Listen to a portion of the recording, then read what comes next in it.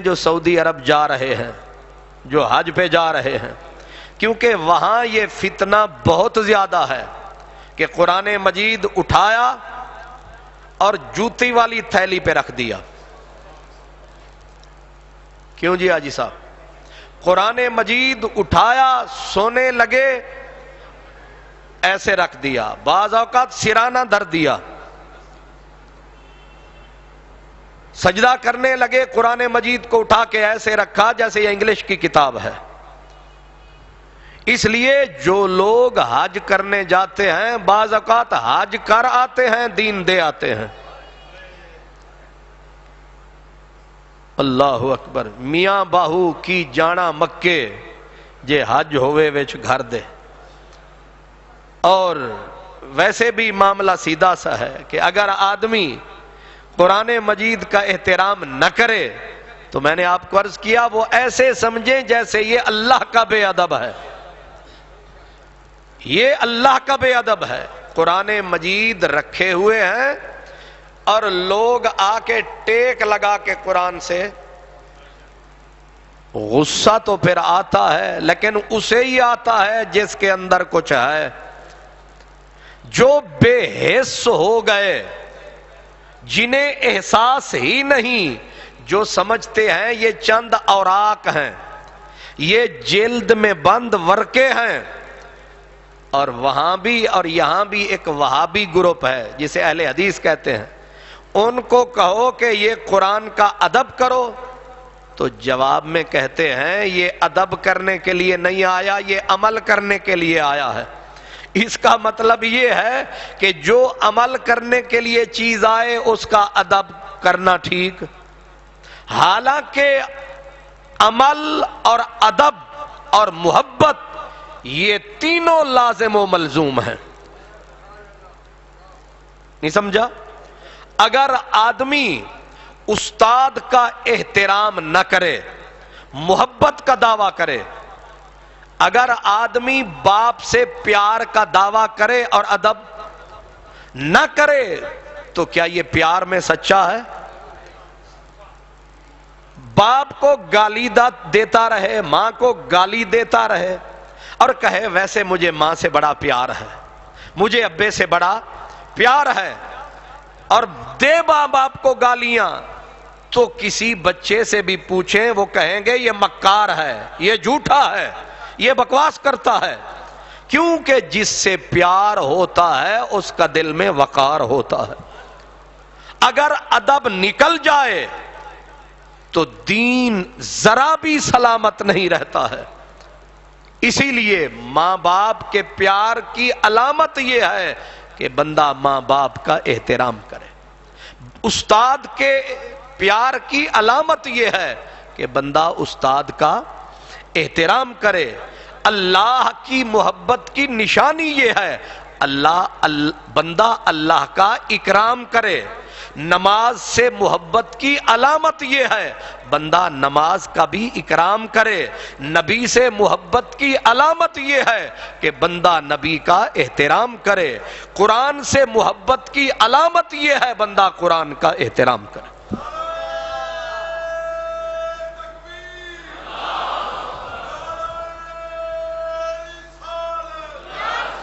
میں پڑھتا تھا تو دیکھا گیا کہ قرآن چوکی پہ رکھا ہوا تھا اور بہت ساری لمبی داڑھی والے مولوی، جنہیں میں اہل حدیث کہتا ہوں آپ وہابی کہتے ہیں، چوکی پہ قرآن رکھا، اوپر چوکی پہ پھر چوکی رکھ دی، قرآن بیچ میں پڑا ہے، اوپر چڑھ کے وہ بٹن ٹھیک کرنے لگا۔ اب اس کو کہا گیا کہ شلوار تو تیری آدھی پنڈلی تک پہنچی ہوئی ہے، داڑھی کی حد کوئی نہیں ہے، سر پہ کپڑا رکھنے کو ویسے گناہ سمجھتے ہیں۔ اوہ ظالم، نیچے قرآن چوکی پہ رکھا ہے، تو نے چوکی پہ چوکی رکھ پہ تو بٹن ٹھیک کر رہا ہے۔ تو اترتے ہی ویسے ہی ڈرونے ہوتے ہیں، کہنے لگا یہ ادب کے لیے نہیں ہے، یہ عمل کے لیے ہے۔ تو یہی بے دینی کی ابتدا ہے، یہی بے ایمانی کی ابتدا ہے۔ بندے پہلے بندوں کے بے ادب ہوتے ہیں، پھر بندے بزرگوں کے بے ادب ہوتے ہیں، پھر بندے نبی کے بے ادب ہوتے ہیں، پھر بندے خدا کے بے ادب ہوتے ہیں۔ بے ادبی بھی آہستہ آہستہ جگہ بناتی ہے، بے ایمانی بھی آہستہ آہستہ جگہ بناتی ہے، بددیانتی بھی آہستہ آہستہ جگہ بناتی ہے۔ یک لخت کوئی بے ایمان نہیں بنتا، پہلے چھوٹی بے ایمانی، پھر اس سے بڑی، پھر اس سے بڑی، پھر حد سے گزر گئے۔ بے ادبی بھی ایسے ہی شروع ہوتی ہے۔ اس لیے بندہ کوشش کرے۔ حضرت بایزید بسطامی رضی اللہ عنہ آپ چھوٹے چھوٹے بچوں کا احترام کرتے۔ کسی نے کہا آپ کہاں، یہ بچے کہاں؟ آپ نے فرمایا کہ عادت پک گئی تو ہر کسی کا ادب کروں گا، اگر یہ کچی ہو گئی شروع یہیں سے ہوتی ہے، شروع۔ اللہ اکبر۔ حضرت مجدد الفسانی جن کو سارے مسلک اپنا امام مانتے ہیں، جتنے مسلک ہیں بر صغیر میں سارے جانتے اور مانتے ہیں کہ بر صغیر میں دین اسلام کی حفاظت کرنے والا حضرت مجدد پاک شیخ سرہند ہے۔ 10ویں صدی میں دین الہی کی، دین اکبری کی یلغار سے اسلام کو بچانے والا اللہ کے حکم سے وہ شیخ سرہند حضرت مجدد الفسانی ہے۔ آپ نے خادم کو فرمایا میرا بستر بچھا، آرام کا وقت ہو گیا ہے۔ خادم نے بستر لگایا، شیخ سرہند آپ سونے لگے، اٹھ بیٹھے، فرمایا کوئی چیز چبھ رہی ہے، کوئی چیز چبھ رہی ہے۔ خادم نے کہا حضور میں نے ہر چیز کو دیکھا ہے، دوبارہ دیکھ لیتا ہوں۔ اس نے ایک ایک کر کے تلائی دیکھی، کھیس دیکھا، کہا سرکار کوئی بھی چیز نہیں، میں نے سلوٹیں بھی ٹھیک کر دی ہیں، آپ سو جائیں۔ بہت جاگ لیے آپ، پھر سوئے، پھر اٹھ بیٹھے، کہنے لگے کوئی چیز اندر چبھ رہی ہے۔ خادم اور مخدوم میں فرق ہوتا ہے، اگر دونوں برابر ہو جائیں پھر خادم کون بنے، مخدوم کون بنے؟ سرائکی میں کہتے ہیں کہ اگر ویڑے سمجھ دے ہو کہ گابے، اگر گابے ویڑے وچھے اگر یہ حال چلاتے تو بیلوں کی بات کون پوچھتا، دانداں دی گل کون پوچھتا؟ اب خادم جو ہے وہ محدود ہے بستر کی سلوٹوں تک۔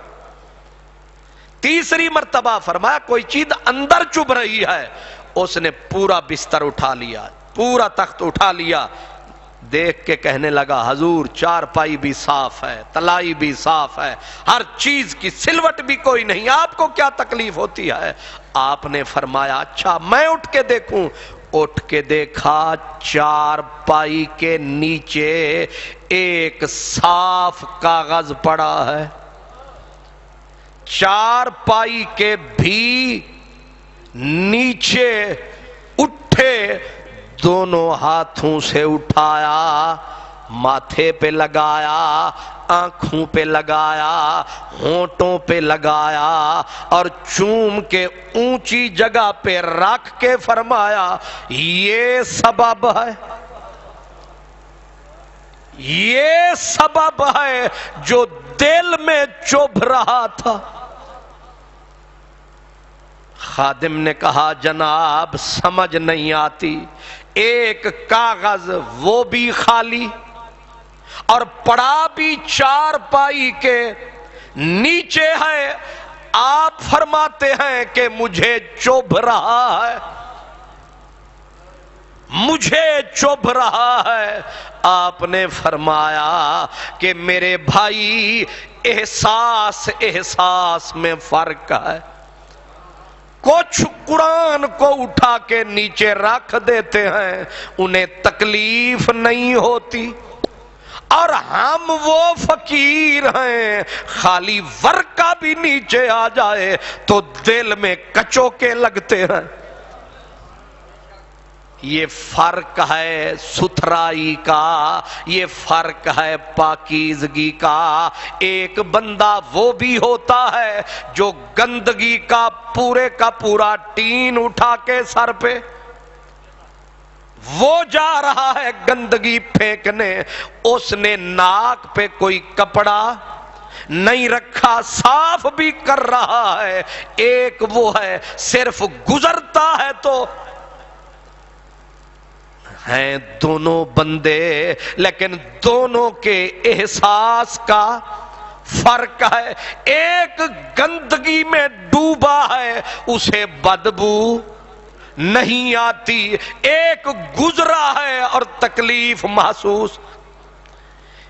ایک آدمی دھوئیں کا ایک ذرہ برداشت نہیں کر سکتا، ایک دھوئیں میں گزرتا ہے، ایک بھٹی سے نہیں گزر سکتا، ایک بھٹی میں کھڑا ہے، دونوں میں احساس کا فرق ہے۔ اب حضرت مجدد الف ثانی نے جو فرمایا اس کو سنیں سمجھیں، پھر سوچیں کہ قرآن کی تعظیم کیا ہے۔ آپ نے خادم کو فرمایا کہ یہ خالی کاغذ جس پہ کوئی لفظ کوئی حرف نہیں لکھا لیکن مجھے چبھ رہا تھا، کیوں؟ آپ نے فرمایا یہ مجھے بھی نظر آ رہا ہے۔ قبلہ کرمی صاحب آگے تشریف لے، ماشاءاللہ بڑی مہربانی۔ یہ مجھے بھی نظر آ رہا ہے، مجھے بھی دکھائی دے رہا ہے، لیکن تو سمجھا نہیں۔ اس نے کہا حضور خالی کاغذ میں کیا سمجھوں؟ آپ نے فرمایا یہ خالی کاغذ تو ہے لیکن یہ قرآن بھی نہیں، لیکن برتن قرآن تو ہے۔ کیا کہا؟ یہ گلاس خالی ہے، آگے جی، یہ گلاس خالی ہے لیکن یہ اس میں آب زمزم نہیں ہے، اس میں آب کوثر نہیں ہے، لیکن آ تو سکتا ہے۔ اس میں زمزم نہیں ہے لیکن زمزم کا برتن تو ہے۔ آپ نے غور فرمایا، اس لیے جس سالن میں بندہ روٹی کھاتا ہے اس میں مکھیاں نہیں بیٹھنے دیتا، اسے گندگی پہ نہیں رکھتا، کیوں کہ اسے پتا ہے یہ میرے کھانے کا برتن ہے۔ جو کھانے کا برتن ہے وہ محترم ہے، جو قرآن کا برتن ہے وہ کتنا محترم ہے۔ بس فرق ہے احساس کا، بے حس ہوگا